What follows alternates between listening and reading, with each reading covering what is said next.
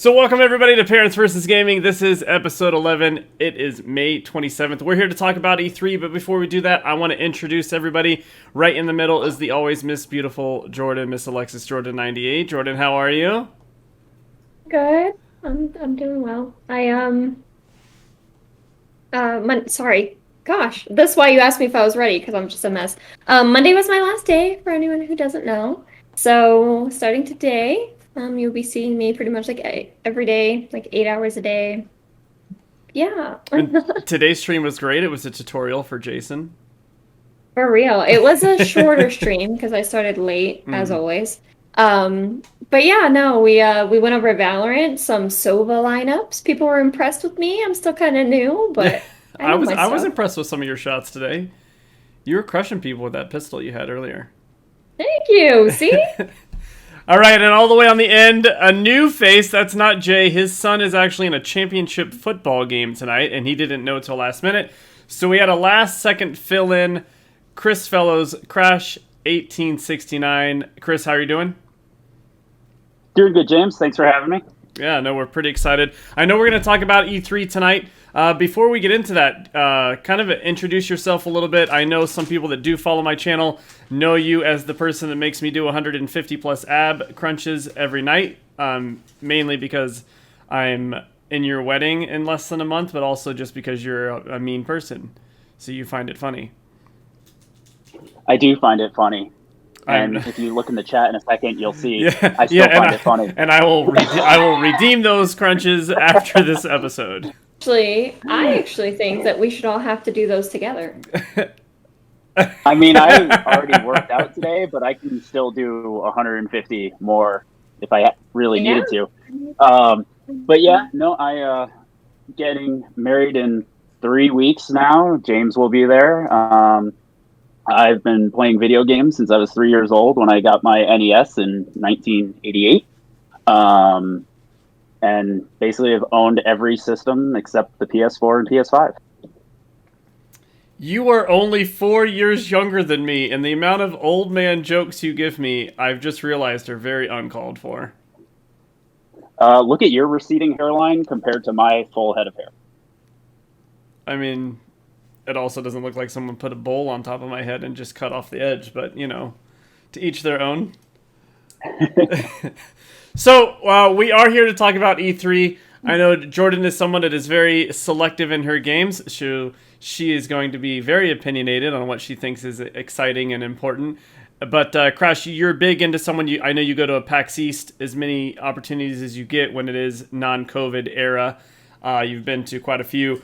But what we want to do tonight is not only give our predictions and be super excited about E3 like a lot of people are, but also explain. I know this podcast is geared towards a lot of people that have kids or they're gaming or they don't really understand. And we want to at least kind of break down what E3 is, especially for someone that doesn't know. So I know it's easy to talk about for people in industry. We can all go on YouTube and watch 200 podcasts a day on gaming, whether it's Xbox, PlayStation, PC, something based on Epic Games, whatever you want to do.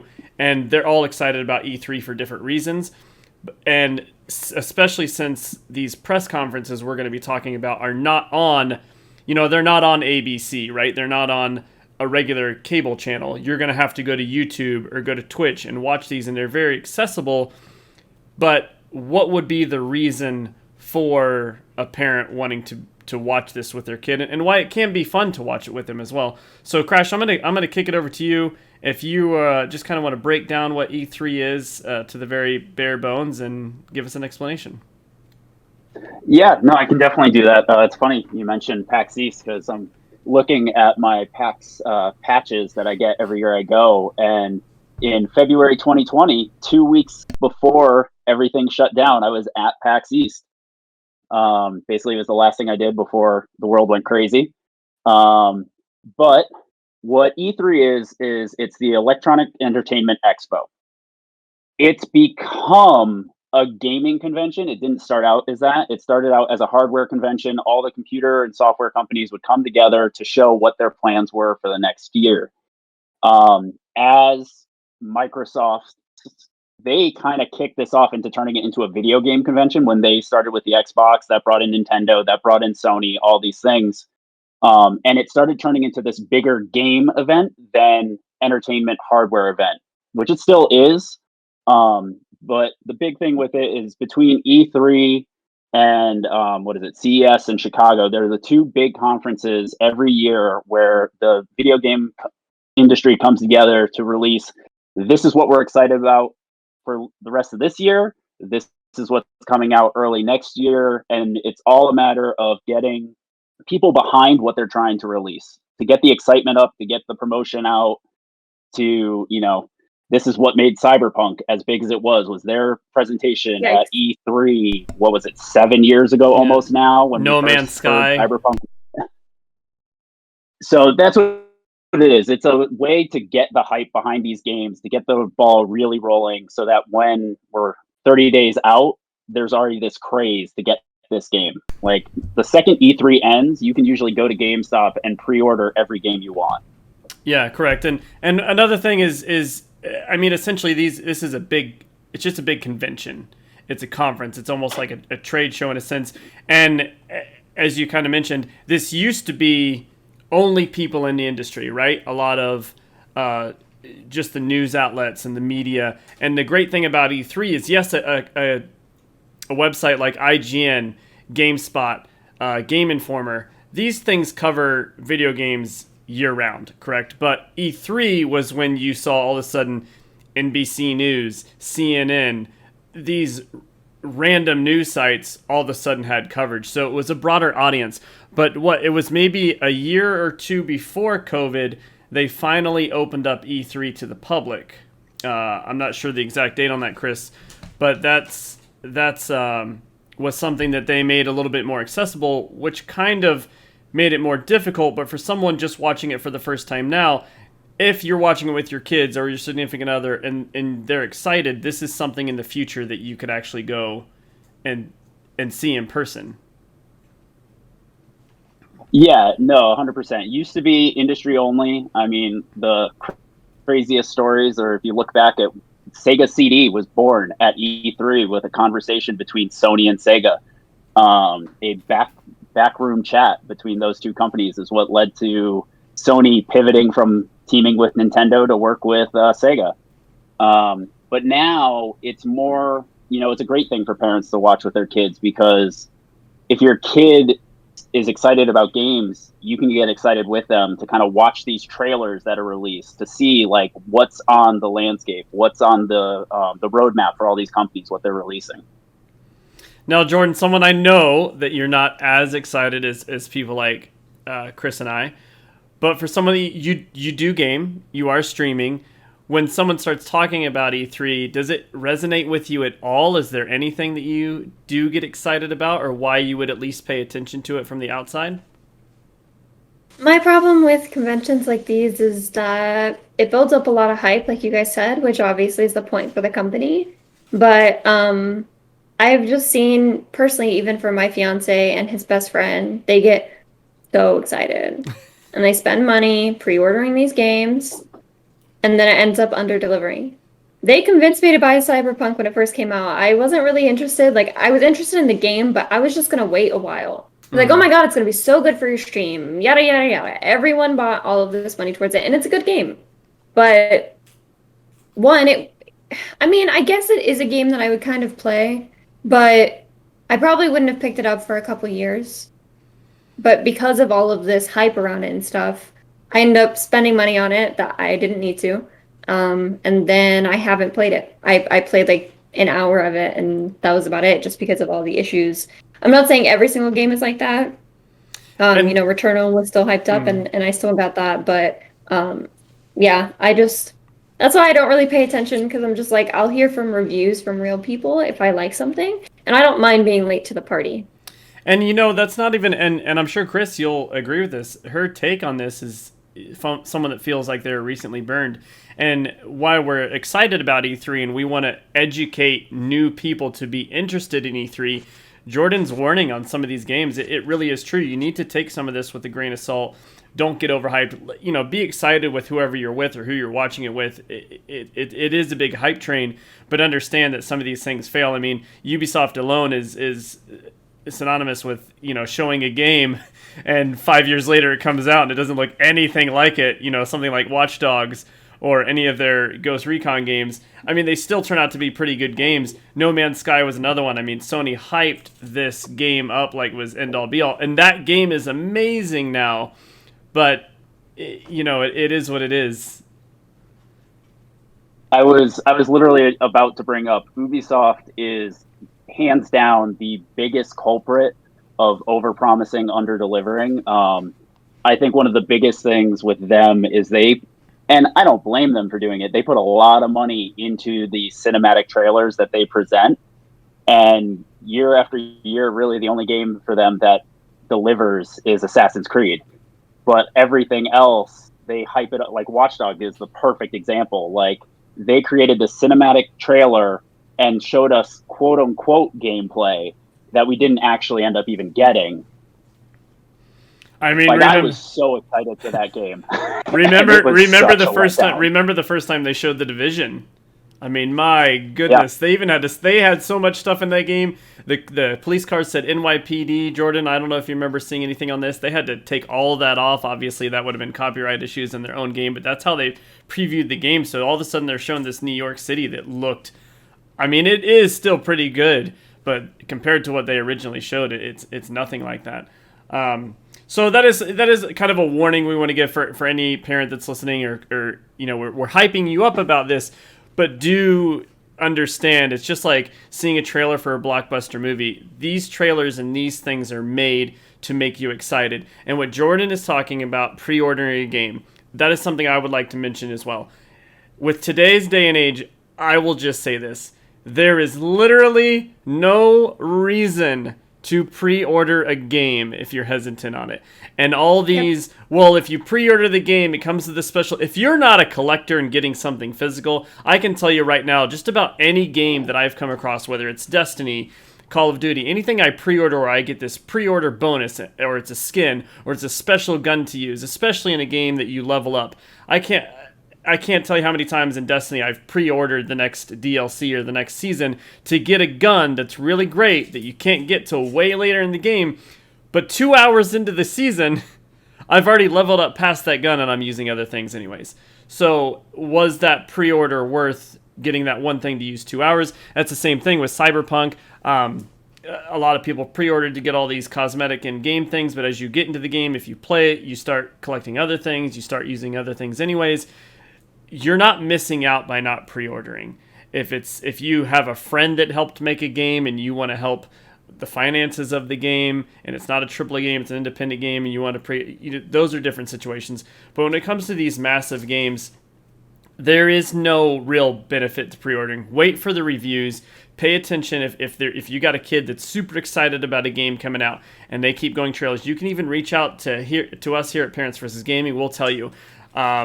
There's always red flags on a game. Chris will probably agree to this. I'm sure Shadow in the chat will as well, and Jordan, you as well. It always scares me when a game is about to come out. It's been talked about for a year, and 3 days before it comes out, there's still no reviews because they won't lift the review embargo, and they won't show any gameplay. And Cyberpunk is definitely the latest of that. They wouldn't let them show anything until like 2 days before, and then they would only let them show PC. They wouldn't give out any Xbox One and PS4 demo codes for any of the reviewers to test out, and obviously we found out why. And at the end of the day, it does suck for these developers as well. They work hard on these games, and sometimes Cyberpunk, again, I know we're going back to it, but these devs, they knew the game wasn't ready. They knew it was broken, but you've got, at the end of the day, these are companies, whether it's Microsoft, Sony, Ubisoft, we're going to talk about a number of others here. They are a company, and companies are there to make money.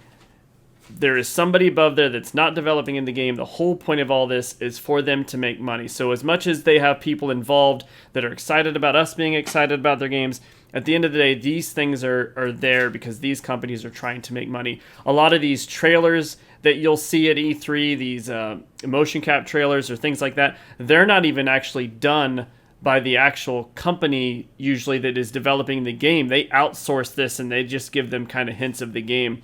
So, like I said, basically E3 is a massive convention. Like we talked about, Chris was just saying, it's a lot of virtual stuff this year. We're going to go through the schedule a little bit. Now, one thing I do want to point out, companies like Sony, like PlayStation, they are not technically involved with the E3 anymore. They haven't been for a number of years. But what they will do, and I don't think as of yet they've announced a conference, they will put out some sort of conference during the same time. Just like EA Games, they have an event called EA Play. They won't do an E3 event, but they will do a special event there. Normally, EA Play happens usually the day before E3 kicks off. It's right next to the convention center when it's in LA, but being virtual, I just read today that they moved their EA Play event to July 22nd. So all of your sports games, your Madden, your FIFA, your NHL, if they bring back NBA Live, I don't know if that's still trying to compete with 2K, but FIFA and all these, they will premiere all that later. They do still have a couple of Star Wars. We're probably looking at maybe a Jedi Fallen Order 2 announcement this year, possibly. But that's when you would see some of that. Now, some of these do, since they are third-party studios, you may see them pop up at an Xbox or a PlayStation show. Someone in the chat, Red Harley, says PlayStation has various showings called State of Play. And I think, I believe they had a State of Play today, or they're having one tomorrow. Do you know, Chris, if you've seen anything on them?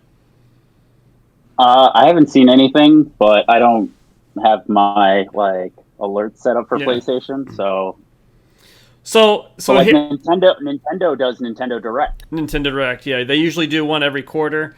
So I know, but they're also going to be doing some sort of something at E3. So I pulled up Games Radar, and this was about yesterday. They put out an article that kind of breaks down the schedule of E3. So I'm going to read this and just kind of go through the bullet points of E3. So E3, the technical E3 dates this year are June 12th through the 15th. Now here's where it gets a little confusing because it starts as early as today. There was a Sonic the Hedgehog showcase today for those that missed it. They announced a new show. They brought back an old voice actor of Sonic, and they also shown a 2.5-second teaser of Sonic's legs. That's a new game coming next year for all the platforms, PC, Xbox, PlayStation, maybe Nintendo. I'm not sure if I saw the logo there, but that's all they really showed, so no news on that. So it's weird. You're starting to see, that was what's going on. Yes, that's right, Red Harley. Today's State of Play was Horizon Zero Dawn's new trailer. I got a little bit of that earlier. So let me just go through the schedule real quick. Their June 5th is what they're saying is kind of the kickoff. They've got a Guerrilla Collective. So that's starting on June 5th. That'll be a conference. You'll be able to see that only on Twitch. It's a lot of indie developers and things like that. So probably not something we're going to go on later that day as well. Also on Twitch on June 5th. You can watch, there's a new showcase this year called Black Voices in Gaming, a stream dedicated to highlighting black voices in the gaming industry, showcasing games being created by black developers, those featuring black protagonists, and more. I think it's something that they did last year that they're bringing back again this year. Now, here's where it starts to get a little bit crazier. Jeff Keighley, for those of you that don't know, is the host of the Video Game Awards. That's every year. Pretty great show if you guys don't watch that. That's also a place you'll get a lot of trailers and stuff. Well, last year, because of the whole COVID thing and they weren't sure what was going on, he started what's called Summer Game Fest. So on YouTube at 2 o'clock Eastern Time on June 10th, which I believe is a Friday, it's called Jeff Keighley's Summer Game Fest. Right now, he's teasing that it's going to have news, announcements, and updates from over 30 game publishers, such as Activision, Epic Games, PlayStation, and Xbox. There's also going to be a special performance by the band Weezer, for those that like Weezer and going to be super excited about that. Now, I want to preface that I mentioned Epic Games, PlayStation, and Xbox. I imagine you probably see some sort of Fortnite teaser about something coming up. But if you're going to watch PlayStation to watch a new teaser about like a Ghost of Tsushima 2 or a Last of Us 3 or a new Uncharted game, you're probably not going to see something like this there. Xbox, you're probably not going to see a reveal of Halo or Starfield from Bethesda, anything there. You're going to see a little bit more indie developer showcase, in my opinion. Crash or Jordan, do you guys have anything to disagree with there? I would probably guess we're going to see like a 10-second Halo teaser. If I were to be, because Microsoft is very good at like building like the suspense for their E3 conference. I wouldn't be surprised if they show like an image or like a quick hit of that trailer. Give you a taste to bring you into the full conference. That's true. To kind of set up their conference, I could see something like that happening. And I don't know if he does too much. I know with Epic Games being there and Activision, you might see some Call of Duty stuff and maybe some Fortnite things. I'm not sure what else is on the PC side for Epic. Jordan, do you ever dabble on the Epic Games Store, or you stick primarily to Steam? Mostly on Steam. Mostly on Steam. Okay. So then June 12th, we've got, no, this is confusing how they did it. I think it's June 11th, but starting at 1 p.m., the IGN Summer Gaming Expo kicks off. Now, they're pretty much one of the main coverages of E3, so this is kind of just their entry to get everyone excited. They'll probably have a few game reveals of their own. They typically seem to always get their hands on one or two fairly decent games to reveal, whether it's a teaser or not, like Crash is saying, kind of how Summer Game Fest will be. Again, just like Jeff Keighley's Summer Game Fest, that's on YouTube. The IGN stuff is on YouTube and Twitch or IGN.com. Then we start getting into E3. One of the biggest ones, I believe, is going to be June 12th. No, actually, they are first. Ubisoft Forward is what they're calling their conference now. That's going to be June 12th at 12 p.m. Eastern Time. They have not... No, 3 p.m. Eastern Time. Yep, they keep changing here. June 12th at 12 Pacific, 3 Eastern. And you're probably going to see things like Far Cry 6. People are crossing their fingers for Beyond Good and Evil 2, I believe. I have a strong feeling that game may never come back, ever. They might just quietly let that disappear. I'm not sure what happened there. But as far as Ubisoft, these are your Assassin's Creed games and stuff. I will preface this before I let Crash make his predictions for the Ubisoft conference. I don't know if you saw about a week or two ago, Crash, they came out and said they are really going to jump into the free-to-play genre. And there's big talk of The Division Heartland being free-to-play, and that is probably going to be heavily discussed there. But I know you're excited about a possible Assassin's Creed game. Yeah, basically, what Ubisoft said, and the president said a couple months ago, is basically with Assassin's Creed, they're going to be going more the route of Valhalla and things like that, rather than how the original 4 games were following that storyline and things like that. Now they're going to be kind of jumping into these specific timeline, open world things like Valhalla. So I'm intrigued to see where they're going with that, because it's such a broad idea that they might shoot themselves in the foot. But I love Valhalla, so I'm intrigued to see like what they can do with that. Yeah, gotcha. And Jordan, do you? I know being PC, you've still got quite a bit of Ubisoft for you there. I'm not sure if you jump into Assassin's Creed or you're a Rainbow Six Siege player at all. But does anything from Ubisoft excite you, or you look forward to seeing? Siege is one of the greatest games. I'm sad that I can't play it that much. I'm just not good enough. It is a tough game. I actually just recently got a PC within the last year, so I'm actually more of a PlayStation player myself. I got super excited when oh my god, we just talked about it in the beginning. What trailer came out today? Horizon Zero Dawn. Whenever the second one that me and Tyler watched it all the way through the trailer, we were super excited about that. But yeah, I don't really stay on top of that stuff. Like I said, like I did research for this, but I just don't like myself feeling the hype. No, listen. Ubisoft is the best at it. I mean, what, Chris? They showed a Beyond Good and Evil 2 cinematic trailer 4-5 years ago, and we've seen or heard nothing since. They even had that conference where they partner with PlayStation, and what's his name? The actor came out. I can't remember his name now, and he was like, "You can submit your own personal music, and we're going to try to put that." Oh, in the game. yeah. But since that one conference, I don't think outside of fanfare there hasn't been a peep from Ubisoft about that game. No, and Skull and Bones is kind of on the same suit. It's now been delayed again to 2022, but that's just going to disappear. Yeah, Skull and Bones. Everyone thought that was going to be the better version of Sea of Thieves. I don't know if you remember seeing any of that, Jordan, years ago. I think they actually revealed that on the PlayStation conference.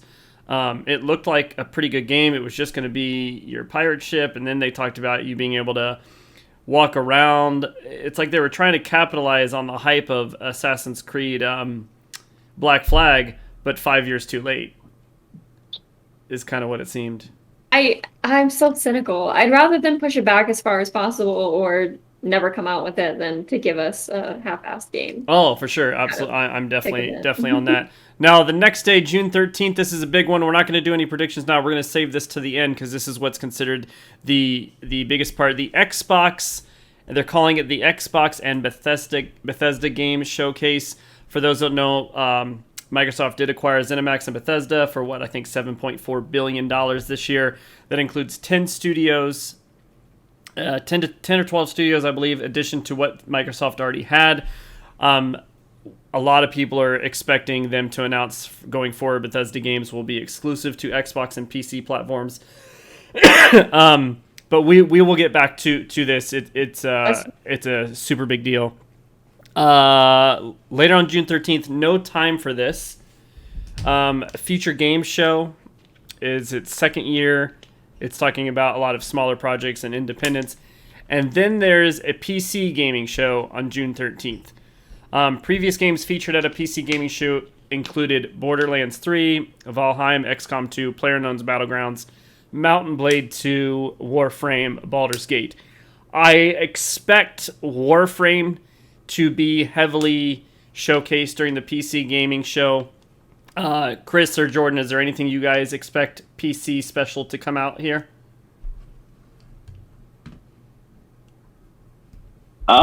Not really, but I am so far out of the PC gaming world at this point. I haven't owned a gaming PC since I was in high school.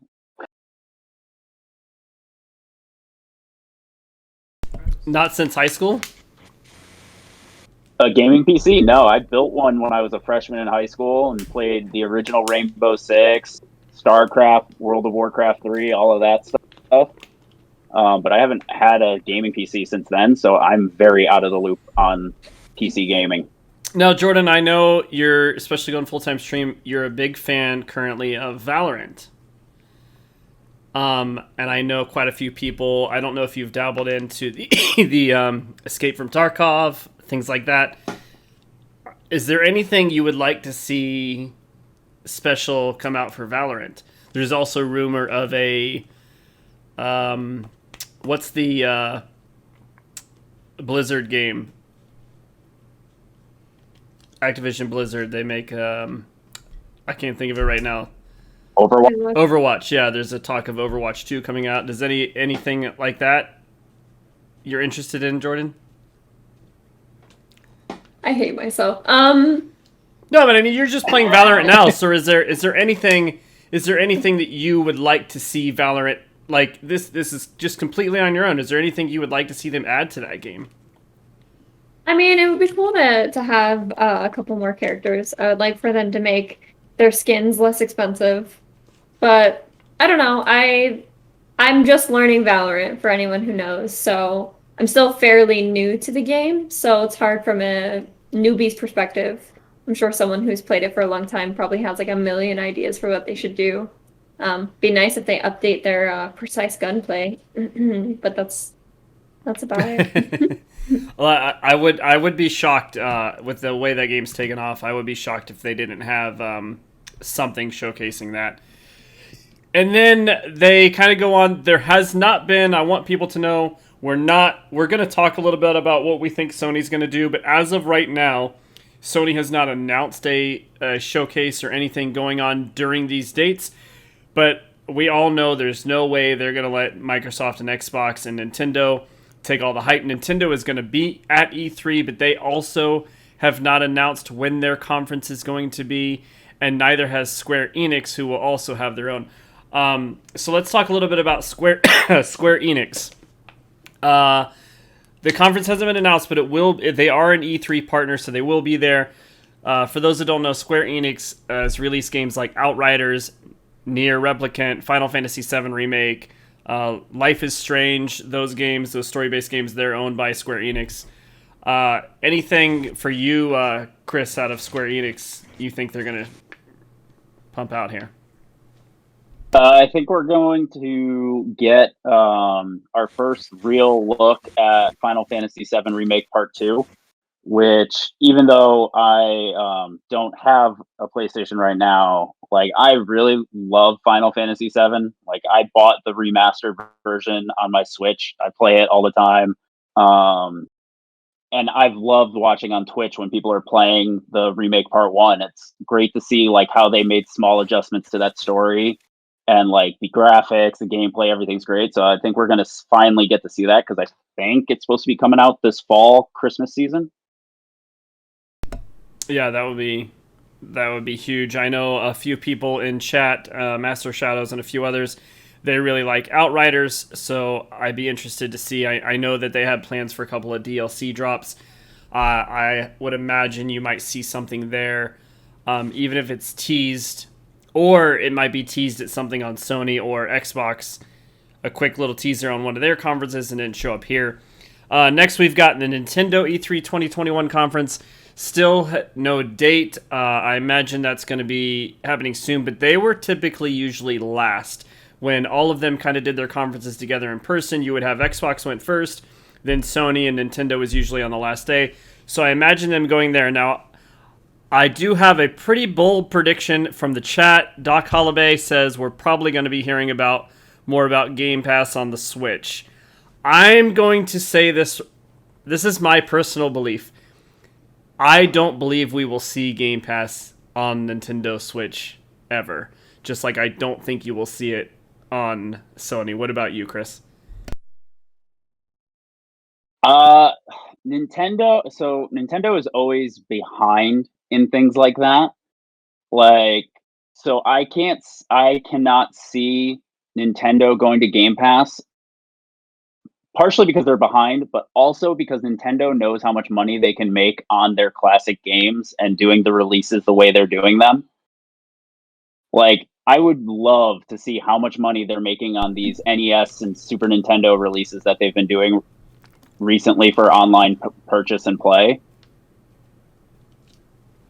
And their online store sucks, but Yeah. like... Well, I mean, that's what... time, I know that like, no Nintendo games are going to show up on Game Pass, but a lot of people think you're going to be able to log into Game Pass and basically use your Switch through the cloud and play Game Pass games like your phone. A lot of people really believe that that's coming. I don't see that happening. And part of the reason I don't see that happening is because of the Apple lawsuit that's happening right now. Yeah. Now, don't get me wrong. I would love for Game Pass to go there. I'm just not exactly sure if it'll happen.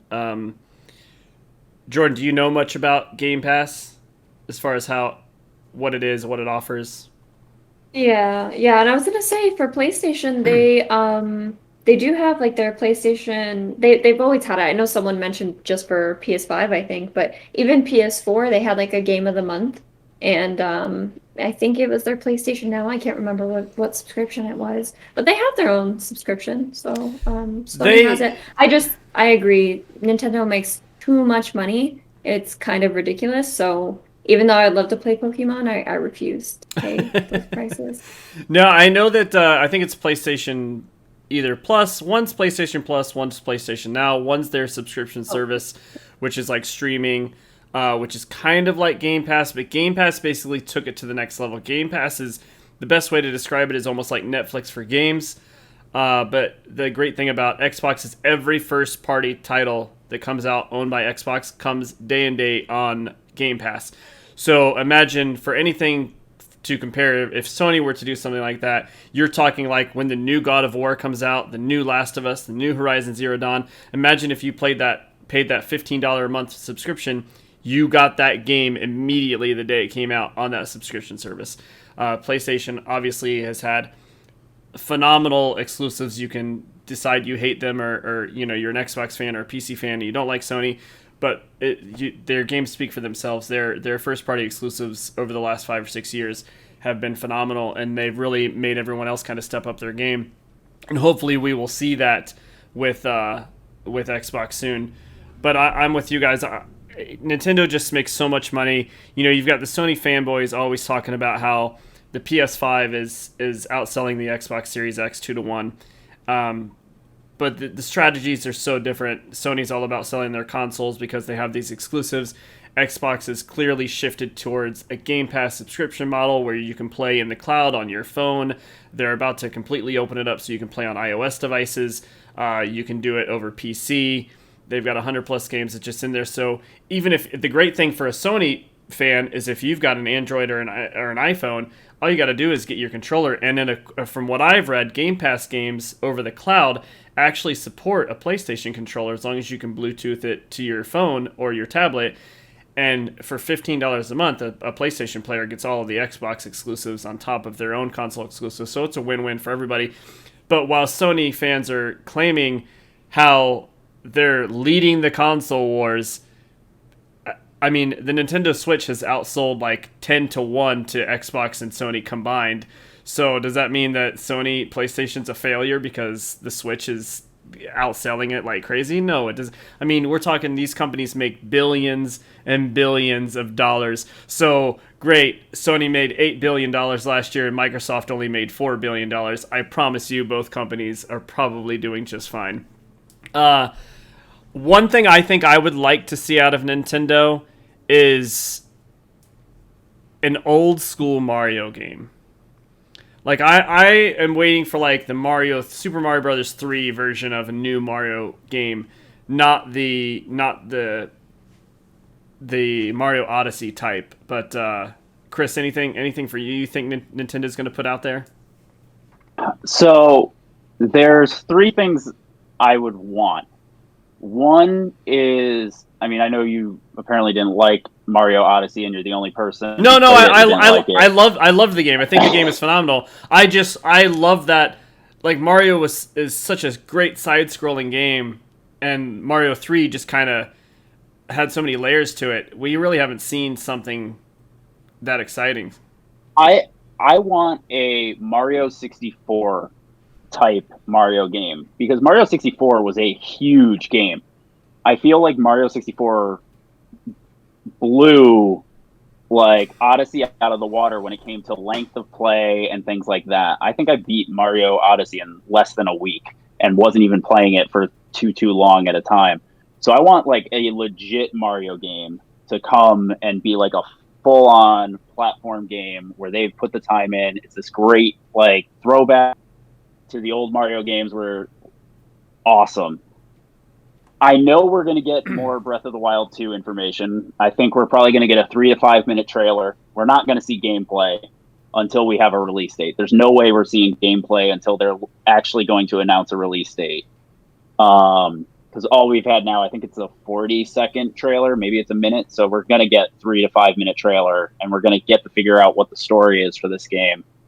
And then the other thing I want, and I just looked it up, so we're not going to get it probably till next year, is I want a new Mario Kart game, because the current Mario Kart game on the Switch, Mario Kart 8, is a port from the Wii U that came out in 2014.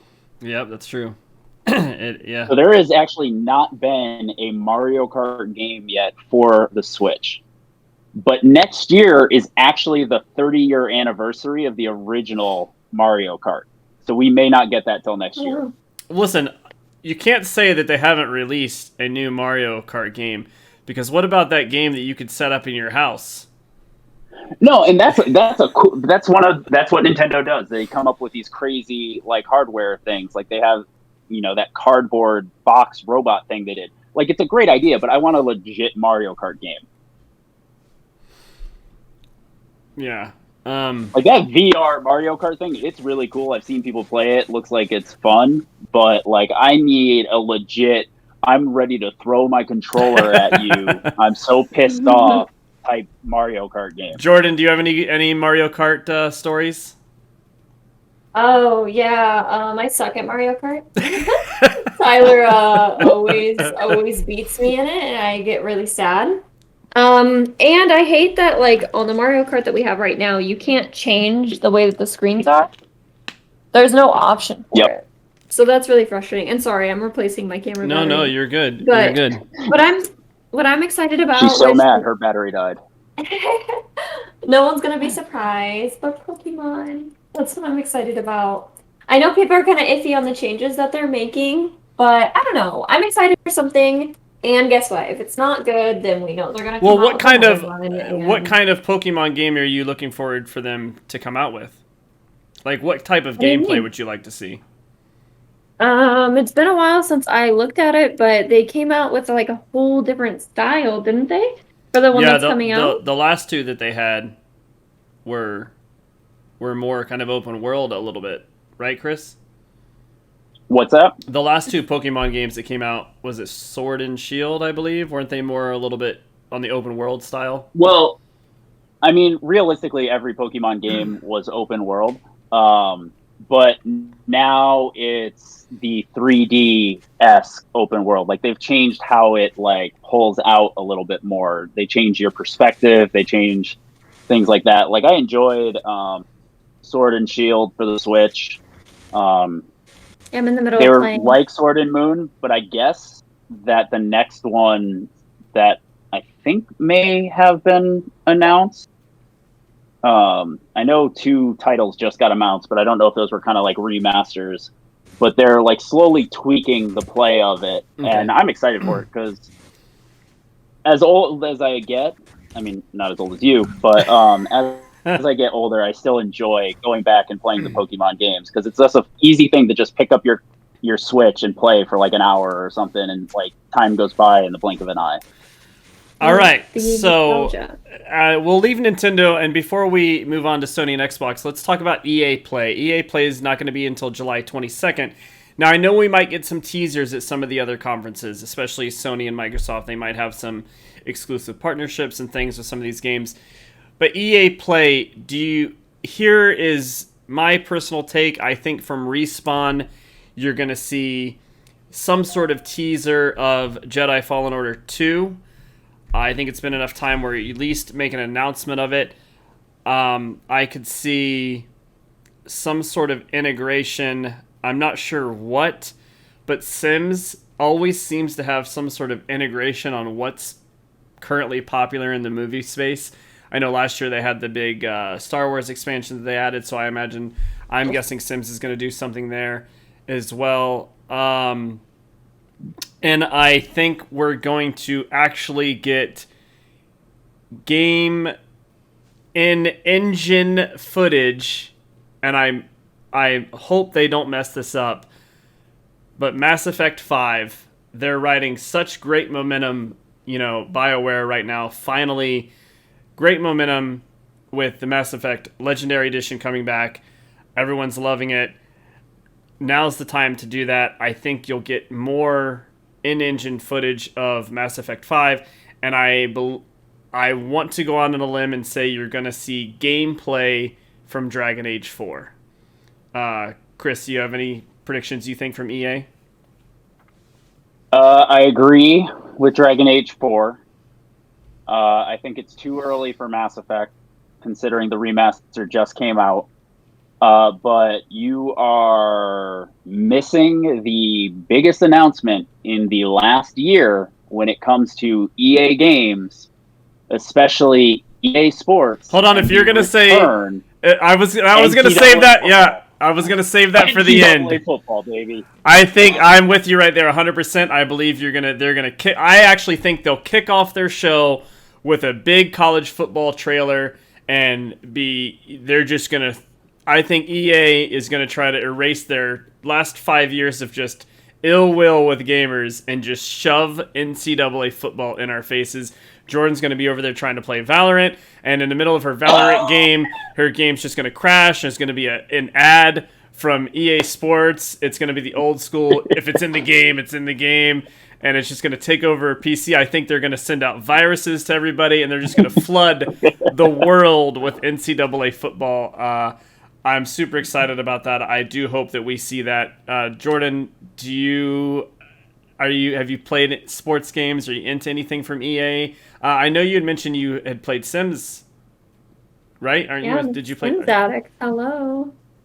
Yeah, I was gonna say I pray to God that they don't release anything of Sims. They just started speculation, of course, allegedly. They just started recently hiring someone for season 5. Season 5. Also, Sims 5. So do you think there's a possibility for an actual Sims 5? I hope to God that there isn't, but knowing EA and the half-assed things that they push out, especially for The Sims, you know what, I think the whole Sims community wouldn't be surprised. They would not be surprised. Okay. It has been over 6 years, but there's speculation that over the past couple months to a year that they've started creating Sims 5. But there's a lot of, like, is it going to go mobile? There's just a lot. Okay, so I'm actually curious. Okay, so I've never actually met anyone that loves The Sims and plays it a lot. I know a lot of people play it.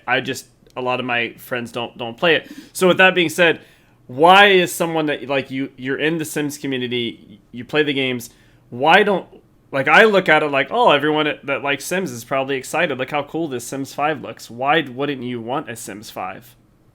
Do you just want them to keep building on Sims 4? No, that's not it at all. It's the fact that they've just, like, the first 3 Sims games were just amazing. They were just absolutely amazing. And then EA comes in and gives us Sims 4. Did you know in base game you couldn't even build pools? There weren't even toddlers. Sims is supposed to be a life simulation game. And they released the game where your baby turns into a child. Babies are awesome. Listen, all I know about babies Sims is that you make a family and then you catch the house on fire as quickly as possible and watch the people run out burning. That's all I really understand about Sims. I just have a question, and James, you'll understand this question. Jordan, do you understand that there were Sims before Sims? Do you know where Sims came from? What? It was a fun game that we played, and James, you probably played this in computer lab as well. Wait, hold on. Of course he cut out. Of course he's cutting out when he's trying to make a joke. Sorry, of course. No. I'm not trying to make a joke. I'm saying, like, when we had computer lab, SimCity 3000. Oh, of course. Yeah. Yeah, and I know a remastered version of SimCity 3000. I think that would be an awesome release. Yeah, that would be. They tend to just, like, I don't know.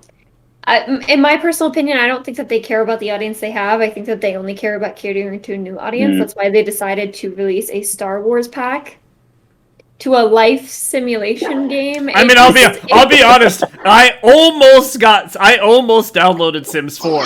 Like, I am that person. I almost put my money because I was excited to walk around this Star Wars land in Sims. Like, but they half-ass it. Like, it would be different if you could go onto another world, right, and you were in Star Wars. That would be different. But what they did was just, like, it was a bunch of sets. Like, you're in this life simulation game, you go to this new world, and it's almost like you have my bedroom full of space. You see the apartments outside, you see the cars. You can't get into the cars. You can barely even walk halfway down the street before it's just a set. And you're just stuck. And you're like, oh, okay. It's such a waste. Like, that's why I said I wouldn't be surprised if we got a new, oh my god, Sims 5 is going to be mobile, even though no one in the Sims community wants that, or something ridiculous. I would not be surprised. I just don't want it. it's None interesting of to us see. It's interesting to see. Not only do sports game fans get mad, story game fans get mad, the sim side fans get mad. Everyone hates EA. They just seem Everyone hates it's EA. like all the way around. You can just see that they're always constantly reaching for the money. Now, someone in chat, Red Harley, says, "I believe Hazelight is still under the EA banner, correct, Chris? Because they make A Way Out and It Takes Two, which is the guy that I believe so. So, Red Harley, is there anything you see? We'll speak directly to you, since you love these games by Hazelight. Is there anything that you would like to see EA to announce from them? Any kind of special type of game? You know, coming from him, it's going to be probably a 2-player couch co-op style of game. That's what he loves. Do you think you'll see something new from them, or do you think it's still too early? We'll see if she answers. Now, a way out. Did you see? Ooh. Did you play that game, Chris? I did not. I own the game, and I waited for any of you to love play it that with one. me, so I've yet to play it. I still even have my I'll play it with you. stupid friend token. Do you have an Xbox? I don't, but I can't play it on PC. I played it on PlayStation one time. Yeah. Did you like it? Is it I loved cross-platform? it. No. I don't know. We can Google. Maybe. Does that game have an ending that would make sense for a sequel? Could you see a second Way Out? A Way Out Part 2? Possibly. I don't really want to like spoil anyone, especially you if you haven't played it. Possibly. I guess. No, I was actually... No, go ahead. Oh, no. You... I was going to say, I was actually I actually attended live in LA the Video Game Awards, where the Hazelight owner, developer, came out and told the Oscars to go F themselves live on YouTube. It was pretty funny. Jeff Keighley for the Video Game Awards was hosting it, and he did ask, he said, "Am I allowed to curse on this platform?" And Jeff said yes, and he basically looked right in the camera. Now, this guy actually is reputable to say that because he is a film developer, and I believe he even has an Oscar. He looked right into the camera, put 2 middle fingers up, and told the Oscars to go F themselves. So he was just basically excited to talk about how, video game developers are real developers, and the stories that these writers and these creators put into the games, they're just as good as any movie out there. So I really think that the point of what he was trying to do was just bring light to the average audience that may not look at games as far as story. But outside of the sports games, the Dragon Age, I know, like I said, I really think you're going to see some sort of trailer for Mass Effect 5. I know Chris does not. Do you think, Chris, with EA not officially having the Star Wars license anymore, do you think they will announce any new titles still? Do you think we'll ever get a Yes. Battlefront 3? I don't think we're going to get Battlefront 3. I think we're going to get a remaster of Knights of the Old Republic from EA. Now, if they do a remaster, And then- here's my question, though. Everything when Disney bought Star Wars, every game, every comic book, every movie, anything, whether it's a mobile game, anything that says Star Wars on it is considered canon. So if they remaster... No, that's wrong. That's wrong. But that's what it's All supposed the to books.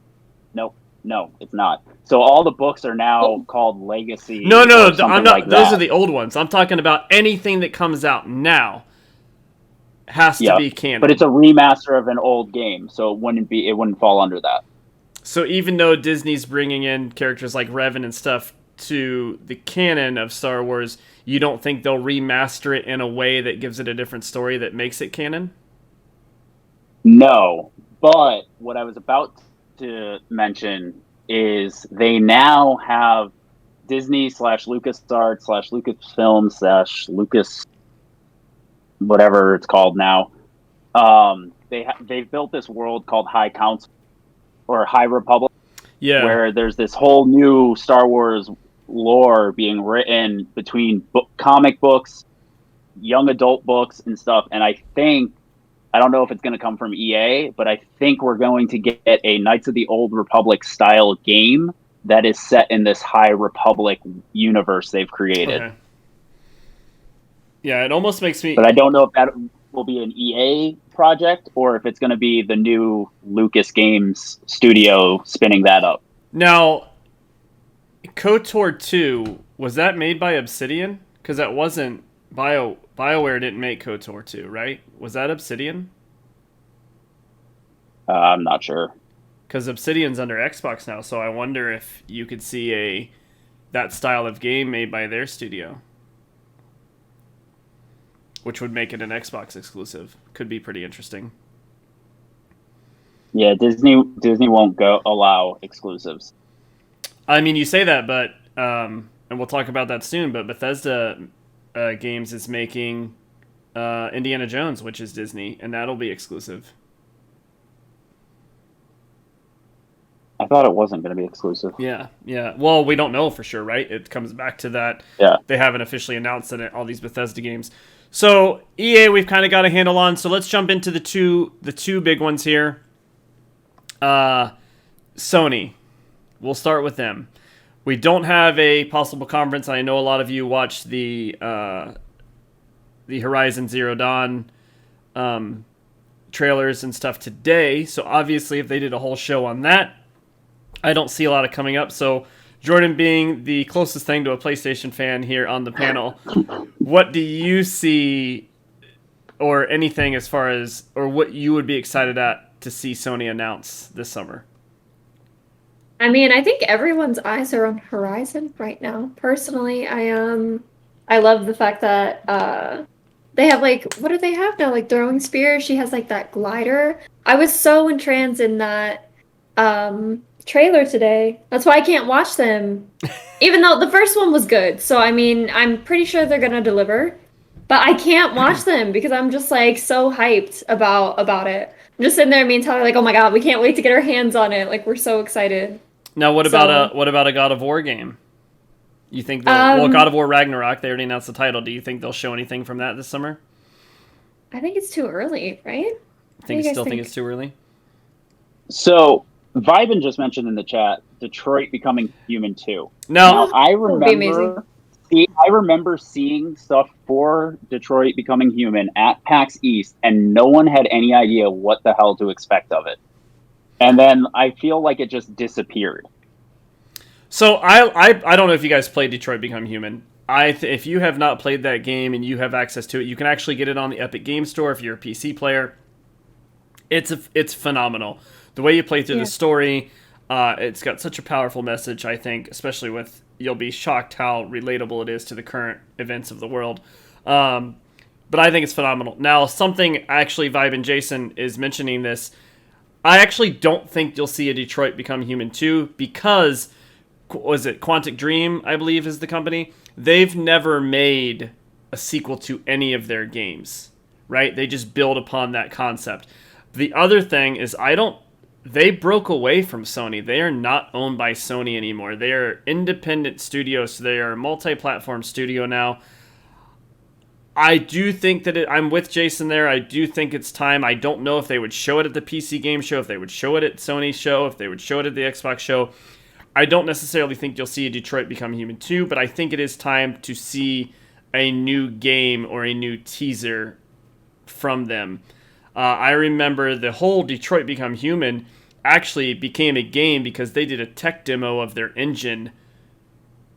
That's all it was a tech demo, and the tech demo went so well, they built a game around that demo, and that's how Detroit Become Human. So I definitely could see something come out. I wouldn't be against a Detroit Become Human 2.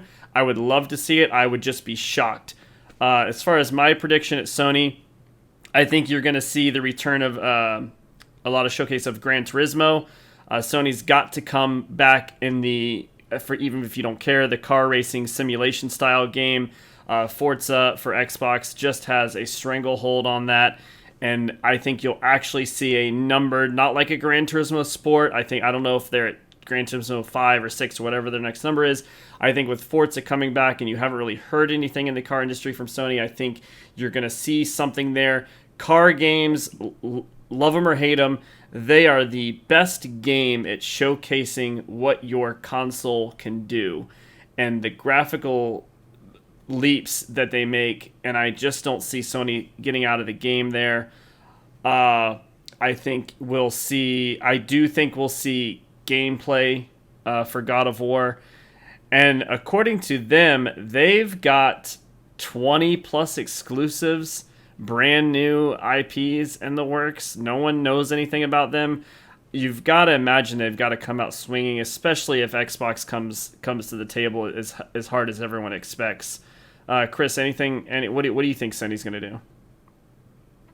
I like I said before, I think we're going to see part 2 of Final Fantasy VII. I wouldn't be surprised if I think it's time for a new Need for Speed, going in that car route that you were talking about. With the movie almost being done, maybe an Uncharted. Yeah, that's what I was. We're starting to see set photos of Tom Holland from Uncharted, so maybe there'll be a new Uncharted game coming out to kind of connect to the movie release. Okay, my outlandish prediction. Now hear me out. Jordan might not care about this prediction. I know Chris is going to laugh. I think that Sony puts together a conference a couple days after Xbox goes, and I think that either in the beginning or the end, they do something to kind of to poke the bear that is Microsoft, and you're going to see announced by Insomniac Games a Sunset Overdrive 2. Now, for those that don't know, Sunset Overdrive was an Xbox One exclusive. Since then, Sony has bought Insomniac. Not only did Insomniac keep the game rights, PlayStation actually just a month ago re-upped the, I don't know if it's copyright or whatever it's called. They actually re-upped the name, so Sony has the official licensing of that name now. So I don't think they might release something about it, but I don't think that is as big of a hit as you think it is.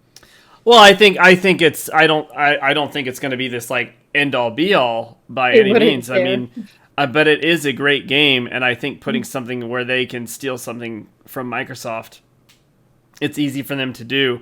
I mean, it's essentially that's why Spider-Man is so good. It's basically the same mechanics as Sunset Overdrive. I could also see them packaging it with the original game, where they just put it on there. And then I know Master Shadows is talking about Bungie. If Bungie's going to have any kind of conference presence at all, funny enough, I actually agree it might just be with Sony, because I think the Xbox is too crowded now. They might do something with Jeff Keighley, but Bungie, now they're the makers of Destiny that don't know.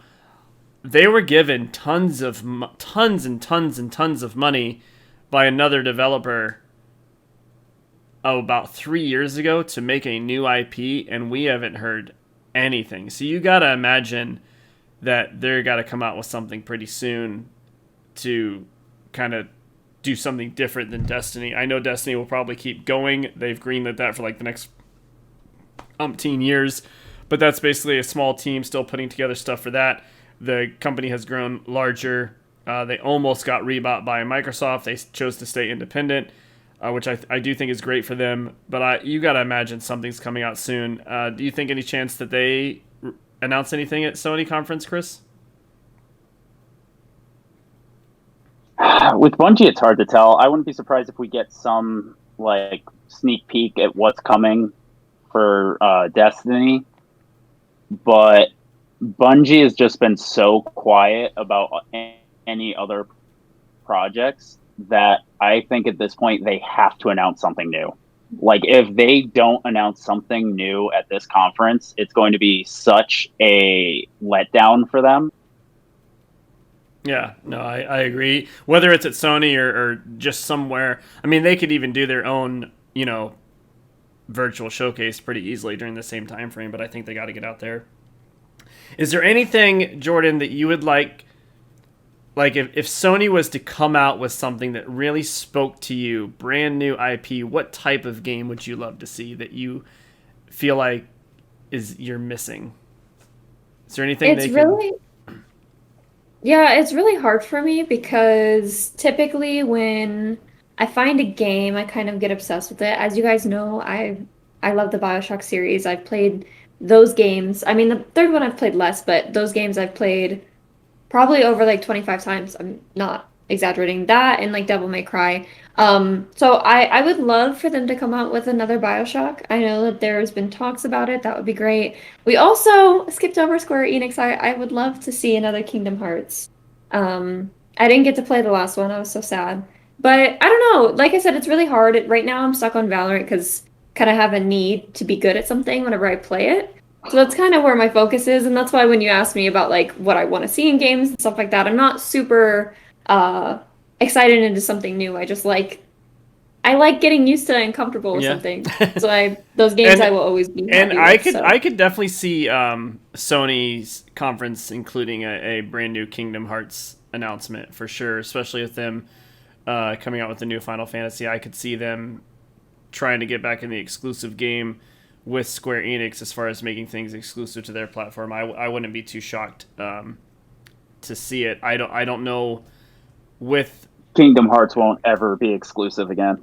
You don't think so? They make too much money being. They made so much money on the new Kingdom Hearts game. Yeah. But I could still see Sony giving them money to have some sort of like exclusive things in the game or getting the game early. So I could see them getting the exclusive rights to promote it.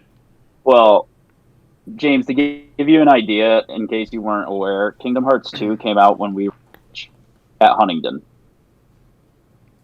Listen, there's like 300. The first Kingdom Hearts game I ever played was 3. That's the length between Kingdom Hearts 2 and Kingdom Hearts 3. Listen, we all know that I'm old. We don't need to discuss how long ago it was I was in college. Or one of the 6 colleges I went to. I'm giving you an idea of how long it takes them to release Kingdom Hearts games. I mean, it takes them a long time to release a Final Fantasy game. The actual big non-hand. Yeah. There's been 10 handheld games, but I think we're still 2 or 3 years out from a new Kingdom Hearts game, but the demand is there. Gotcha. Yeah, I was thinking 2022 to 24-ish. That's what I was hoping for. I know that's obviously still pretty far out, but I don't know. I would love to see it. Now, more talking on Square Enix and Sony. Any chance either of you think a new Tomb Raider game comes out? That would be cool. I think that they capitalize on the hype for it.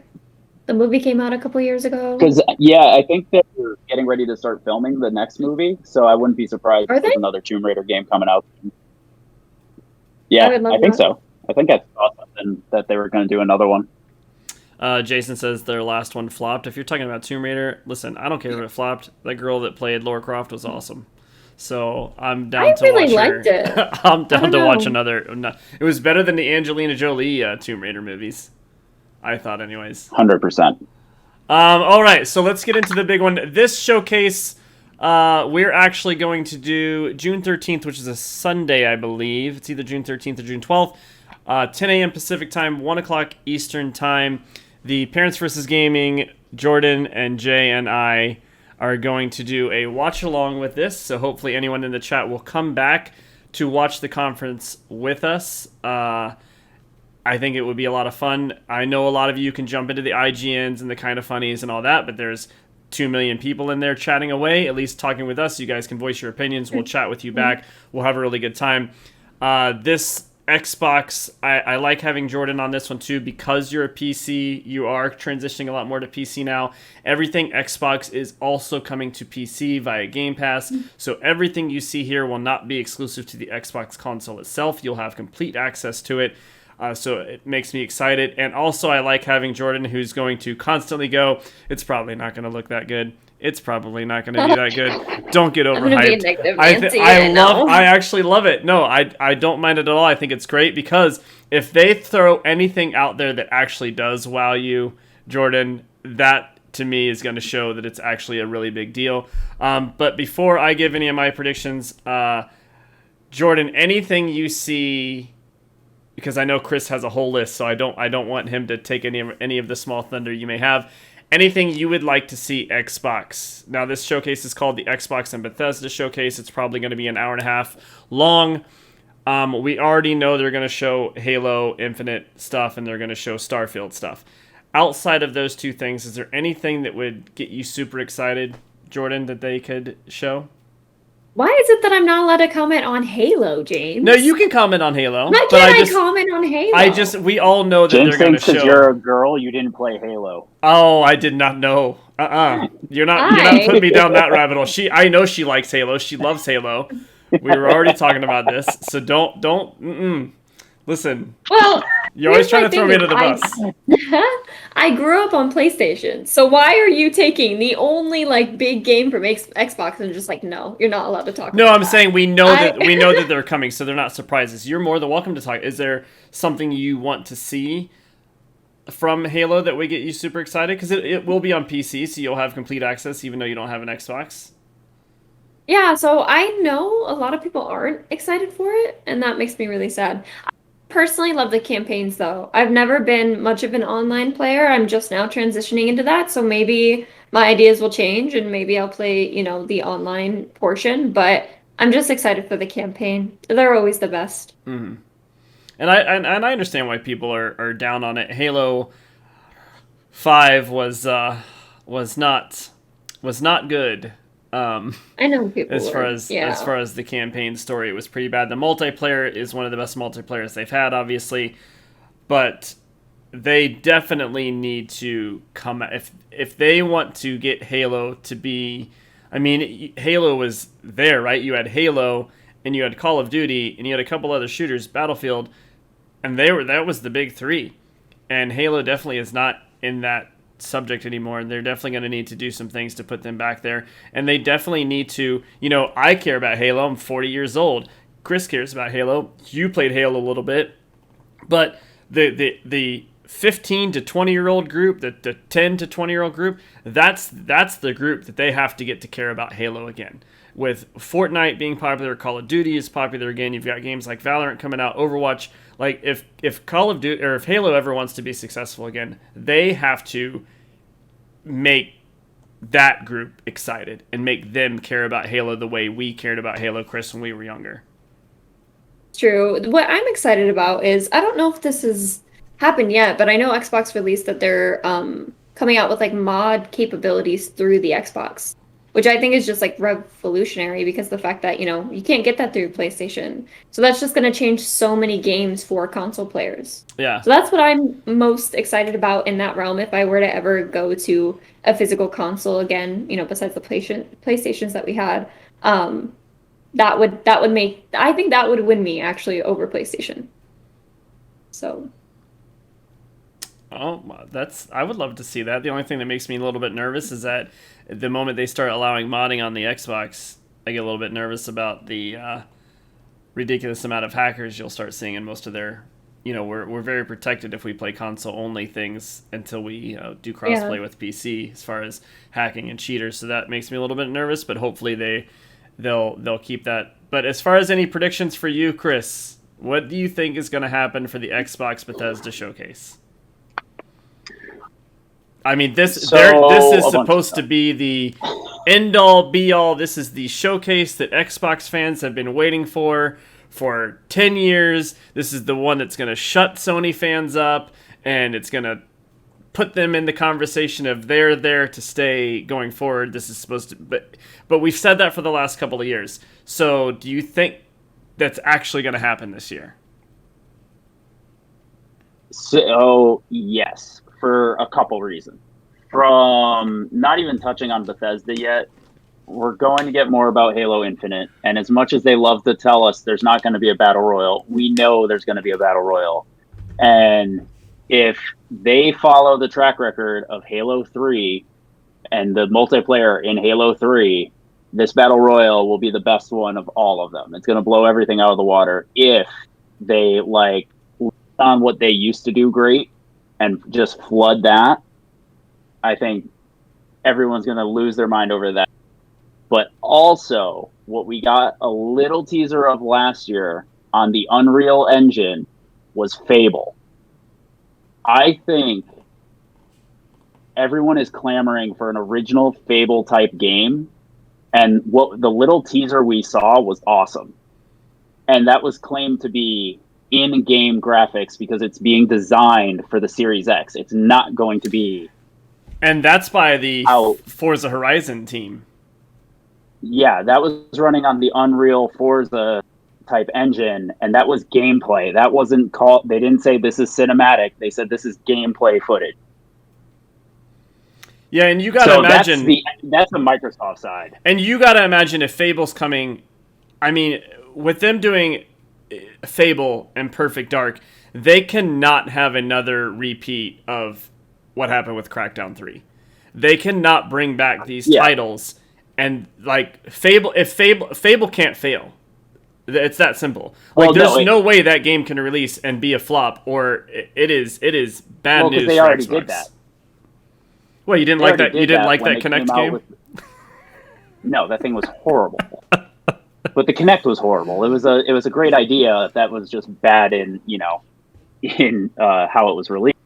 But I think of even more as big as Halo is, Fable was one of those games that opened up the gameplay to a lot more people. And like the scope of that game, if it's half of what we think it can be, it's going to be insane. Yeah, I agree. And them being a British studio, you're still going to have the British humor. I think they'll nail that. Yep. Their system, obviously, in Forza Horizon, the weather system that they have is one of the best weather systems in any game. I think you could see great on there. Now, before we let this go off too far, I don't want to have this show and not mention it at all, especially any parents that are listening. You know, what can my kids be excited about, or what should anybody be excited about? What or if you're in a relationship, is there a game coming from E3 that if I'm in a relationship, am I going to lose my husband, my boyfriend, my wife, my girlfriend to for a significant amount of time to themselves? I'm not talking about your Battle Royale games, your Halo games, where you're playing with your friends, but where they're going to shut the door and they want to be alone and they just want to disappear. And the last time we probably saw something at this scale, it was probably Skyrim. So lo and behold, the same developer, Bethesda, which is now owned by Xbox, everyone knows it's coming, Starfield. We don't know. Some people are saying it's going to come this fall. Some people think it's not going to come until next year. I do think, Jason, as he popped in the chat, they'll mention a little bit about Elder Scrolls 6. I don't think too much. But Chris, what do you think Starfield is, and what, if someone was going to lose their significant other, this is the game when it comes out. I think this is the game that does it. So to touch on actually what Vivan said, I think we're going to get Elder Scrolls 6. I think we're going to be seeing a new Fallout teased. I don't think we're going to get too much on it, but I think that's going to get teased. For Starfield, I think we're going to get a mix of Star Fox, Rogue Squadron, and I think you take those three games, the three different elements of those games, and that's what Starfield's going to be. You're going to have your space dogfighting. You're going to have your in-depth storytelling of Mass Effect, and then you're going to have like a little bit more sci-fi-esque, like Star Fox-esque, like what I think. I could be totally wrong, but I think those three games kind of meld into what this is going to be. Jordan, are you a Fallout, Elder Scrolls, Skyrim player at all? Did you get into those games very much? I'm not. I'm curious to hear what people think about a possible new Fallout. Wasn't the other one a letdown? Fallout 76 was a pretty big letdown. It's a fairly good game now, but it was definitely a huge letdown. So it would be interesting to see if they go back to the roots in Fallout, or, I'm going to go on a limb here, Chris. I think we're going to see a new Fallout, but it will not be made by Bethesda. I think because they're all under the Microsoft umbrella now, I think you're going to get a Fallout New Vegas style game made by Obsidian. I know that they're making a couple other games, but the studio's decent size. And if it's not Obsidian, hear me out. This is actually, you know what? I don't think it's going to be Obsidian. This is where I think the game is going to come from. The developers that make Wasteland, the Wasteland games. I can't remember which developer that is, but they're also under Microsoft. If you've never played a Wasteland game, it's a little bit top-down, almost got like some XCOM type elements to it, but it's still post-apocalyptic. It's the same vein. It is... I don't think it'll be made that way. I think it'll look... I know Shadow's saying, please, no. I don't think it'll be made that way. I just think they're going to make... They've already announced they're making a first-person RPG shooter. They've already said that. So it's going to be made just like the Fallout. I think it'll look the same. I just think it's going to be one of the best stories you've ever had because their storytelling is some of the best you'll get. To jump on your wild theory here, I would love, I don't think it's going to happen, but I would love a Dishonored 3. That would be, that's Arcane Studios, right? Is that Arcane that makes Dishonored? Yep, that is Arcane under Bethesda. Mm. And Dishonored 1 and Dishonored 2 were amazing. We haven't had anything from Dishonored related in 5 years now. I don't think it will happen, but if they dropped a Dishonored like trailer, people would lose their minds because those games are awesome. Yeah, no, I think that would be a phenomenal showing. As far as my thoughts on Starfield, I want to go back to that a little bit. I actually kind of hope that it's almost like a single player version of Elite Dangerous meets Star Citizen. I know those are very, online, almost MMO focused type games, a lot of stuff. But if Star Citizen, I do watch a lot of people on Twitch play it. I can't do the keyboard and mouse thing. I'm not getting a HOTAS. It's just so many key bindings. But if somebody was able to make a similar style game, first player or single player only, and put that on a console with using a controller, I think that would be a huge leap. And especially when you've got a game like Star Citizen that has basically been in development for 30 years, just taking everybody's money. I think it could be super exciting for the console base. Again, for anyone that is on PlayStation that thinks there's no way Microsoft's going to keep Elder Scrolls and Starfield and a Fallout and all that off of their system, I can tell you this, it doesn't make sense. You don't spend $7.4 billion on a company and put your games on a competitor. It just doesn't make sense, especially when they're pushing Game Pass. They would much rather see a Sony fan get Game Pass on their tablet or their PC and play their games that way than release those games. I think at this E3, I think Phil Spencer comes out there with Todd Howard, and I think he finally says Bethesda ZeniMax games going forward are 100% exclusive to the Xbox ecosystem. I think he'll say ecosystem because I don't think he's going to say Xbox console or the Xbox Series X, because I do think that leaves the door open. I don't know if it will ever happen, but if Sony can't figure out a way to make a competitor to Game Pass, I could see a world, maybe it's 3-4 years from now, where Game Pass is able to be played on your PlayStation. And the reason I say that is because there's already rumors about you being able to go to Best Buy within the next year and buy the Fire Stick version of Game Pass and just plug it into your TV. So if they're going to sell that for $50, there's no difference than them just allowing that app to be on PlayStation. But they may say to Sony, you can have Game Pass on there, but we get 80% of the profit on any Game Pass subscription you sell. I mean, they're definitely... Yeah, I was going to say, there's no way that they're going to do that now when they're still trying to push things like PS Exactly, Now. yeah. I can see if they're trying to cut a deal, but yeah, no, I don't that. There's no doubt in my mind that Phil Spencer hasn't picked up the phone and called Sony and Nintendo and said, hey, let's talk about putting Game Pass on your consoles. I'm sure he got laughed at and they hung up the phone. But once these exclusives starts coming out, the talk has always been Xbox doesn't have exclusives. And yeah, PlayStation's got 6 or 7 great exclusives, but pretty soon Xbox is going to have 50 great exclusives. And and it is a business, and I do think that PlayStation's going to up their game. I think all of their exclusives are going to be 9s and 10s. There's no doubt in my mind. I'm not a big God of War fan, and I haven't played Last of Us, unfortunately. I wish I could have. I just don't own a PlayStation to play it on. But those games are phenomenal, and I think that they're going to continue to be phenomenal. But I'm going to throw this out there.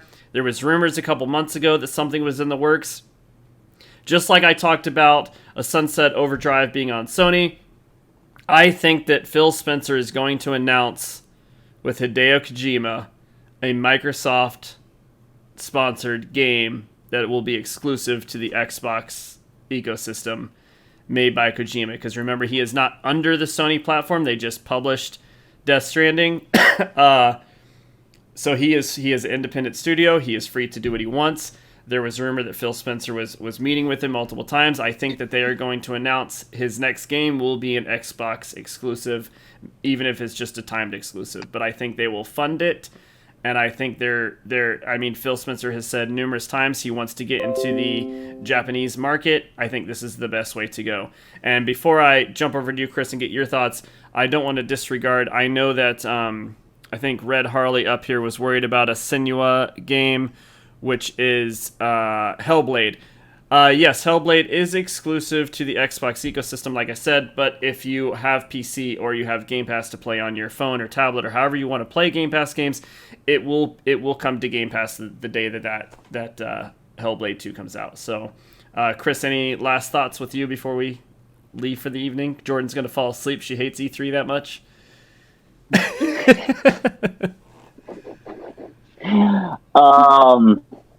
I don't agree with the exclusivity that you see, only because there has been no bigger advocate for cross-platform play than Phil Spencer.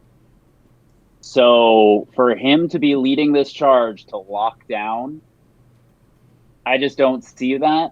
And you buy Bethesda for $7.4 billion because the amount of revenue that they make by selling games on all these other platforms is so high, you'd be cutting your profit margin by 2/3 if you're locking it down just to Xbox. But he's not locking it down to Xbox. You can get it on Game Pass. You can get Game Pass. You can play on PC. Right, but that won't change. No, I'm saying consoles. You're literally cutting out 2 consoles in Nintendo and Sony. You're cutting 2/3 of your profit margin because technically Windows is in the Microsoft planet, so you can't break that out of the console ecosystem. So you have Microsoft's ecosystem, Sony, and Nintendo. So you're cutting out 2/3 of your profit margin. But these games are going to horrible business sense. But Phil Spencer already said, somebody asked him last year, can you make up that profit margin if you do not put your game on other platforms? And he said yes. So he doesn't say that if we'll agree to disagree on this, Chris. There's just absolutely, yeah. There's no way that they put these games on PlayStation. Mm-hmm. The only ones going on PlayStations are the ones that were already under contract, which was I think Deathloop, and there's another game I can't think off the top of my head right now. You'll probably see those at the PlayStation conference, but there's no way. It just no. I know that he leads cross-platform, but you tell me that the next God of War is going to show up on Xbox, I'll believe that that Starfield's going to show up on PlayStation. Sony's been doing it. I think there will still be exclusives, but I don't think it's going to be a full lockdown. You don't think they'll lock down everything Bethesda ZeniMax Studios to Xbox only? No, I don't see Elder Scrolls getting locked down to just Xbox. Oh, I'm saying that right now. I'm saying that if you telling me that they're going to announce Elder Scrolls 6 at this conference, they are going to say, and you can only play that in the Xbox ecosystem. Yeah, I don't see it. Listen, we need to make a bet right now. I'll be at your place for your wedding the very next weekend. Let's have a bet. You tell me any bet you want to do right now. Jordan's here as our witness. Chat's here as our witness. What's our bet on this, Chris? Well, let's see. I'm probably already going to be slapping you because Colorado's going to win the Stanley Cup. Is that a slap bet? That is a slap bet. Oh, They're homeboy. It's a slap bet and $100. I know it's $100. Oh yeah, no, I didn't forget about that. Yeah. And you'll be here, so I can actually get the money from you. Oh, the cup's not going to be. The cup's not going to be over yet. Wait. You're making this bet on stream, so it needs to happen on stream. The slap bet that we're talking about. No, the slap bet's for a hockey. No. It's a bet like. No, it doesn't matter. It doesn't matter. You brought it up now. It is now in between us and the stream. If he can. If we don't see this live, James I will could riot. not do 1,000 crunches in an hour, let alone 20 minutes. I can't do 10 crunches in an hour. Get out of here. But yes, we will riot if we don't see this slap bet. Just letting you know now. It is official. All right, Chris, how about we do this? Right. We make a slap bet on this right here, and we will film it live on stream at your place Friday night. Is this against Twitch? So that will be June 17th. So we will know our answer on June 12th. So on Thursday night. Yeah, Thursday night when I get there. Yeah. Thursday night when I get to your place, we'll get on your computer, we'll log into my Twitch, and we'll do the slap bet, whether it's you slapping me or me slapping you on stream. And because I'm telling you, there's no way Elder Scrolls 6 is coming to PlayStation consoles. There's just no way. Chat, what do you guys think? Do you think Elder Scrolls 6 is coming to PlayStation, or do you think it sticks to Xbox ecosystem only? Now, I don't want to hear any loopholes. If by the grace of God, Phil Spencer comes out there and announces that Xbox Game Pass is going to be available on a PlayStation console, you don't get to say that you won then. I want some stipulations. So what if he doesn't say anything about exclusivity at all? He just says it's coming out. What's that? So what if they just announce Elder Scrolls coming out and don't even mention platform? I think they're going to say that all Bethesda games going forward are Xbox ecosystem exclusive. Okay. Yeah, no, I'll take that bet. And I'm specifically talking about versus PlayStation, because there is talk that the PC version of games are also going to be able... No, I'm talking about PC. Like, they're talking about, like, you can get Halo on Game Pass through PC, or you can get it on Steam. So I believe that when I say Xbox ecosystem, they include PC gaming. But you're also saying that no Bethesda games will come out for Nintendo either. You guys are I'm not saying that, because there might be a partnership with Xbox and Nintendo. Oh, no. I'm specifically talking about PlayStation. I said that they won't. Don't try to get like 90% coverage in this bet. This is strictly between Xbox and PlayStation. Elder Scrolls 6 will not be on PlayStation unless they have some sort of way to access Game Pass. That's what I'm telling you. Jordan, you hear how he's flip-flopping now and he's changing what he's saying? No, I know he doesn't want to get slapped on stream. No, because if Chris slaps me, he's gonna I'll probably be in the hospital. No, because I can't hurt you too bad because you're in my wedding 2 days. Yeah, you also can't leave your friends in Atlanta, but you've done that before too. Ooh, no one said I can't. Shots fired. Jordan, listen, we took a trip to Atlanta from Montgomery, Alabama, which is a good 4 hours away, and Chris left me. No, it was a 2-hour drive. 2 hours. 2 hours there, 2 hours back. He left me in Atlanta by myself. We're in college. Exactly. Ladies and gentlemen, this has been your episode of Parents vs. Gaming. Maybe we can get into that story another day. Chris, let's kick it over to you. Where can people find you if they're interested in looking you up? I know I put your Twitter handle there. You're pretty active on Twitter. I know you're a big follower of Sweet Tales and Tim the Tatman and that crew, but where can people find you? All platforms, because I was smart and locked down my username at a very early time, is Crash1869. And Makes me want to laugh. Chris, besides getting ready for your wedding, is there anything you got going on this week that you're excited about? This week, no. It's my fiance's sister's birthday today, so we're taking her out on Saturday, but like nothing too crazy. And Miss Jordan, I know you were a little bit quieter this episode than normal, but thank you for sticking around with us. We're going to have some great topics that Jordan will be leading the way very soon for any of those that are like, well, how come Jordan didn't talk that much? I get that occasionally. People just come to see you. But where can people find you? I know you're super excited. You are going full-time streaming basically starting today. So what kind of schedule are we looking at? Where can they find you? How can they get a hold of you? What are you going to be playing? For the next 2 weeks, I'm kind of just gonna like sporadically stream either like full mornings or full like evening night shifts just to see where my audience will be. So don't feel the need to come to every single one or at every single time. Please pick whatever works best for you, because that's what I'm trying to determine right now, where my audience is. Just so I can, be dedicated to you guys. So I'm super excited though. I'll probably be streaming tomorrow morning. I will also be moving into my living room, so I could do really late night streams, maybe up until the AM, that might be fun and nice. Hearing that you never played Last of Us, I'm really tempted to mail you my PlayStation 4, but I don't know if you deserve it. You're kind of a traitor. James has a PlayStation 4. I do have a PS4. I just don't have the game. It sits under my TV. It hasn't been. The last time I turned it on was maybe about 4 months ago, and I thought the thing was going to blow up, so I turned it right back off.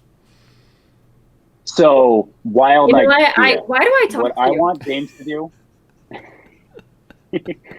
I ask that every day. I want James to put a heart monitor on and play some scary games. Well, He freaks out. I'm playing a scary game when Jordan's not too busy for me. I'm sorry. I want to get a controller. We started Man of Medan, which I'm excited, but I'm new to mouse and keyboard. Obviously my entire life was on controllers, so Man of Medan is almost like Until Dawn and Detroit, where you have QuickTime events, and I failed every single one of them on mouse and keyboard. Yeah, we're halfway through the game right now, Crash, and I'm pretty sure she's probably en route of killing half of our cast. Yeah, and I'm just sitting here like, I'm so frustrated. One, we're streaming it, so it's so embarrassing. I'm just sitting here like, I'm just not used to it. So I'm getting an Xbox controller this weekend. So next Wednesday, you will see me and Jamie streaming that. So nice. Wait, what kind of controller did you say you were getting? An Xbox one, right? Oh, okay. I tried my PS5. It was not compatible, so... Just making sure which one was better. My God, PS5 is better, excuse you, but it's not compatible, so... So I am the Gaming Dad. My name is James Ayers. You guys are welcome to find me on any social media platform under I Am the Gaming Dad. Don't forget, we are still in the process of launching our new content channel and everything. It is Last Choice Network, website coming soon, graphics coming soon. That's where you can find us on YouTube. This podcast episode and all of our podcast episodes, video style, will be on YouTube under the Last Choice Network. You can find us there. You can also find Parents vs. Gaming on all of the podcast platforms around the world. Whatever you use, I've synced them to all of them. And everyone in chat, thank you so much. People coming over from Jordan's channel, I know I saw a few more this time. Thank you so much for joining us. We're super excited. Just remember, anything going to my channel as far as subs, follows, anything that you donate or tip, it all goes to the Last Choice Network, which really helps Jordan, myself, and Jay, which is US Bobber, to build this platform up that we want to do. We want to have this network. We want to do a lot more exciting things for all of you guys that love watching us. And Jordan, of course, going full-time is going to help with that huge, and we're super excited to have her as a part of this. So thank all of you so much for coming out. And like I said, if you get a chance to leave a comment or leave a like on any of the podcast platforms, especially Apple or Spotify, it helps immensely, and we really, really appreciate that. So thank you guys so much for coming out. I hope everyone enjoyed the episode. If you have any questions, don't forget, you can email us, parentsversusgaming@gmail.com. I will start putting out some updates, and I'll make sure Jordan knows the updates for her channel as E3 schedules kind of roll out. We'll just kind of maybe put a link on our About pages on Twitch so you can just see the schedule if you're looking. But outside of that, thank you guys so much for coming out, and I will do the crunches that chat keeps asking me to do as soon as I sign off. Thank you, everyone, for coming out. I really appreciate it, and I hope everyone has a good night. Goodbye. Night all.